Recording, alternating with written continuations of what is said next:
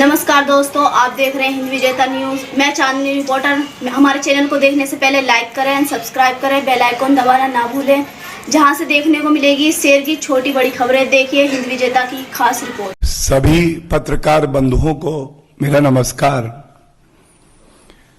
यह आज की प्रेस वार्ता एक बहुत ही महत्वपूर्ण विषय पर की जा रही है।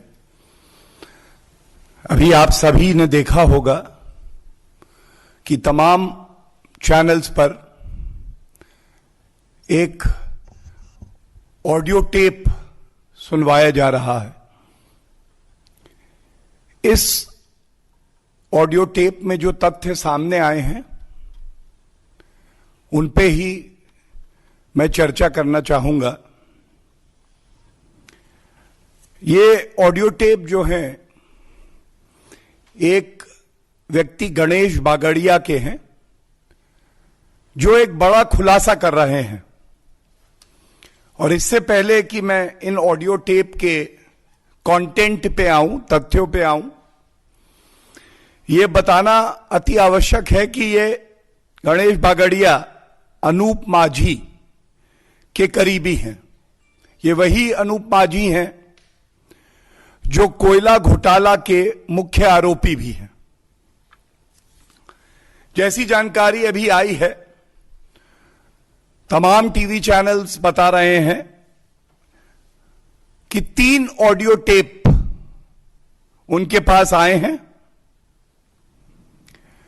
और इन ऑडियो टेप के जो तथ्य हैं वो बड़े ही चिंताजनक हैं। वो दर्शाते हैं कि आज पश्चिम बंगाल में ममता बनर्जी की नाक के नीचे किस तरह से भ्रष्टाचार, कट मनी, सिंडिकेट राज चल रहा है। इन ऑडियो टेप में एक बड़ा खुलासा यह भी हो रहा है कि एक बड़ी ही व्यवस्थित प्रणाली उगाही की वहां पे चल रही है, जिसमें सरकारी तंत्र का उपयोग इन उगाही करने वालों को दिया जा रहा है। और यह कहना भी गलत नहीं होगा कि ये उगाही, ये भ्रष्टाचार, ये तोलाबाजी, ये सिंडिकेट राज,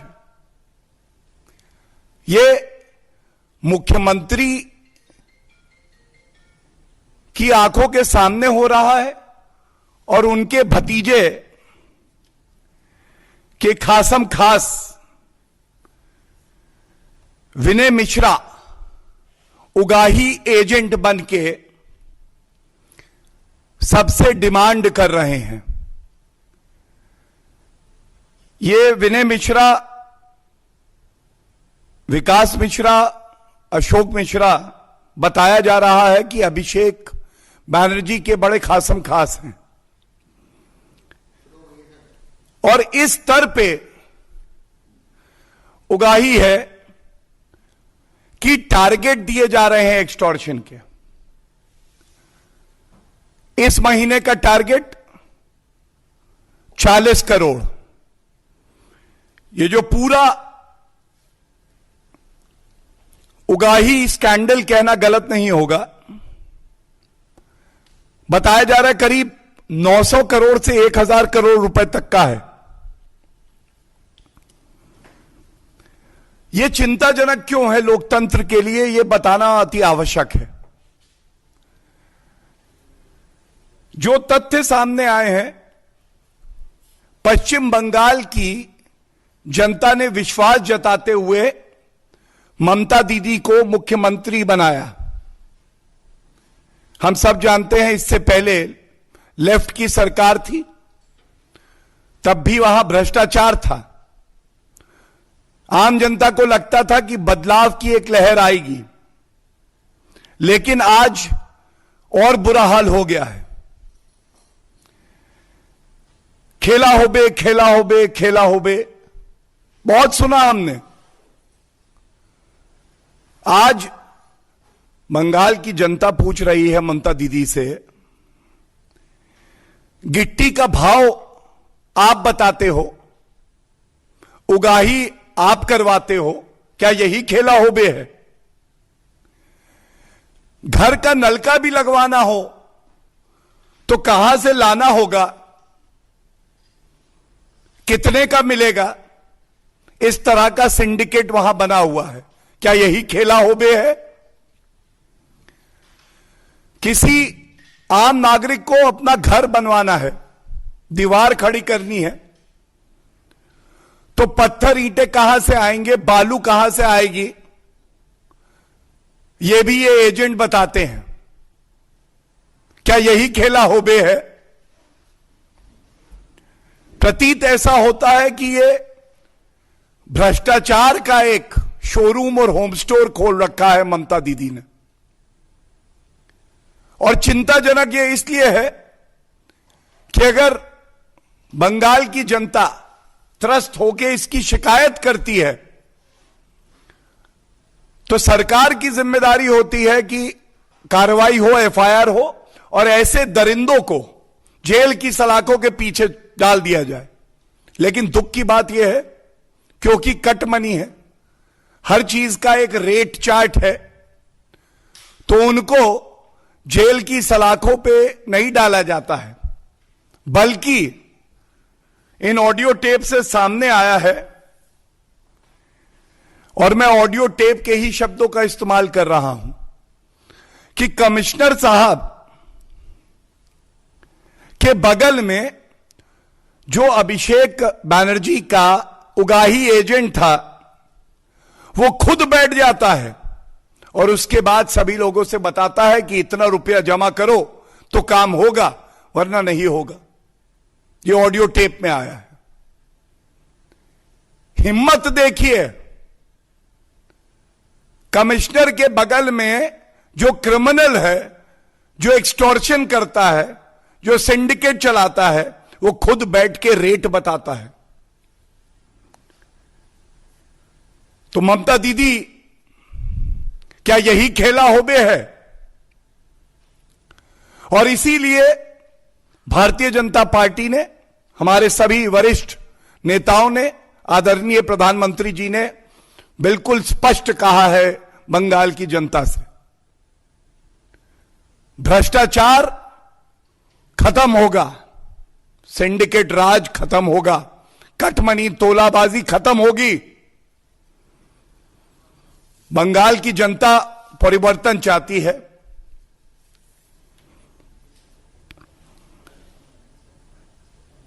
और यह कहना भी गलत नहीं होगा, हम लोग कहते हैं कि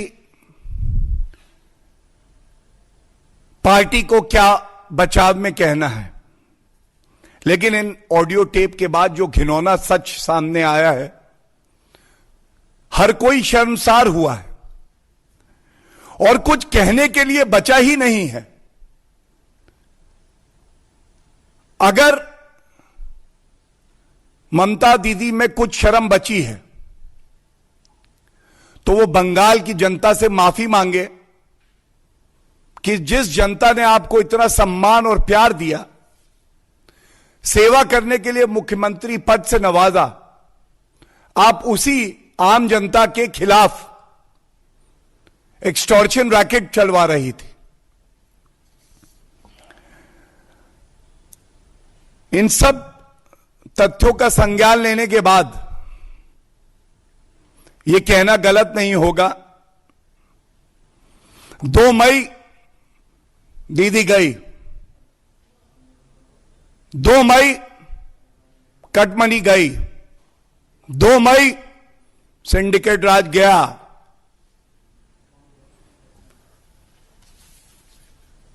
इससे ज्यादा भ्रष्टाचारी, पापी और गरीबों पे अत्याचार करने वाली सरकार शायद ही लोकतंत्र ने अभी तक देखी है। यह गंभीर मसला है और पश्चिम बंगाल की जनता ये प्रश्न पूछ रही है कि हमारी सेवा करने के बजाय ये एक्सटॉर्शन रैकेट क्यों चल रहा था।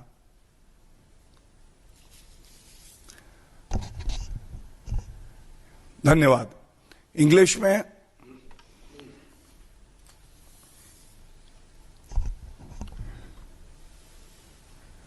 This is a press conference regarding a very serious revelation that has been made by certain electronic channels. They have covered 3 audio tapes in which one Mr. Ganesh Bagadia is making a very serious disclosure regarding the syndicate Raj that is prevailing in West Bengal. Mr. Ganesh Bagadia is close to Anup Majhi, who is one of the prime accused in the coal scam.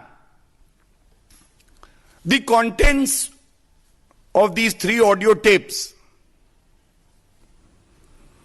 make it clear that there is a very organized syndicate crime that is taking place in West Bengal. People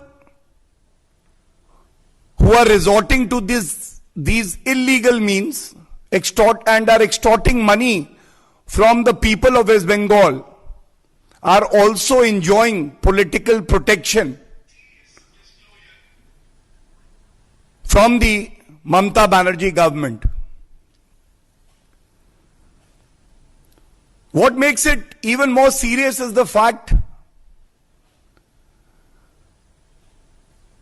that one such Vinay Mishra, along with Ashok Mishra and Vikas Mishra, who are considered very close to Abhishek Banerjee, have been making demands to the people of West Bengal that you have to deposit this amount for a particular task.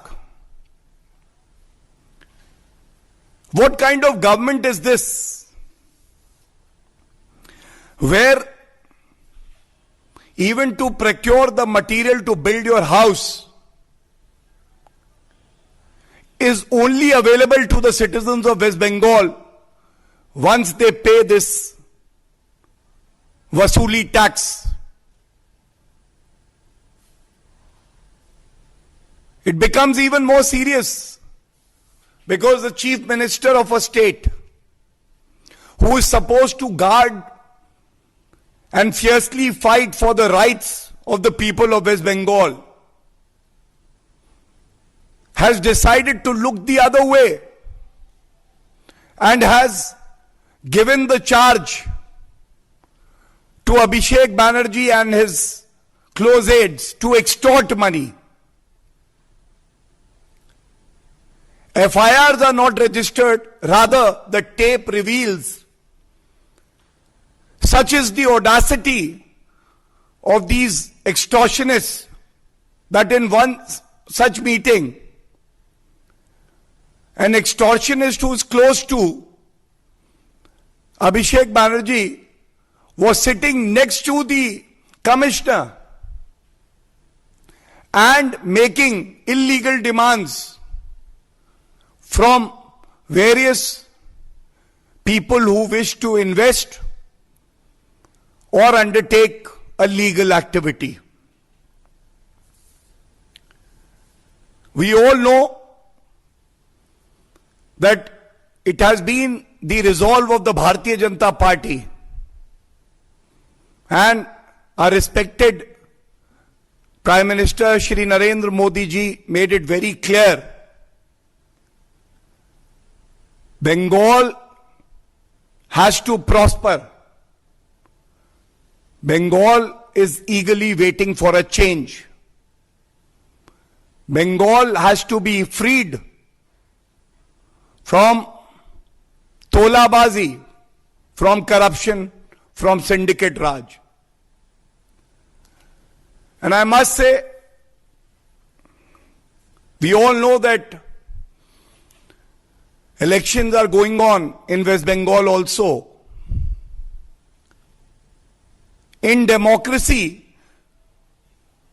nobody is above the will of the people. People of West Bengal are saying, no more cut money, no cut money, but these extortionists, these political persons giving patronage to the extortionist will be cut to size. They have to be taught a lesson.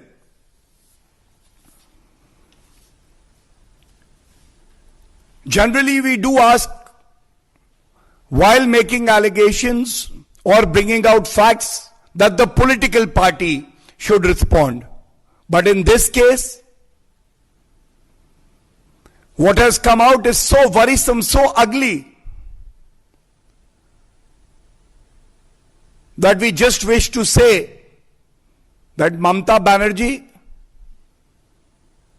and her relatives have let down the people of West Bengal. She should apologize and seek forgiveness from the people of West Bengal for cheating them. In the end, I would only say, West Bengal deserves better. West Bengal deserves that every rupee which is meant for the people of West Bengal should be utilized for their welfare. I am very grateful to the media for truly showing why the media is called the fourth pillar of democracy and exposing this extortion racket. We are very sure that people of West Bengal will respond strongly, fiercely, to guard their own rights and to protect the state of West Bengal. And the Bharatiya Janata Party will also leave no stone unturned to fiercely raise this issue and expose these extortionists and people sitting on constitutional positions but violating the Constitution. Thank you.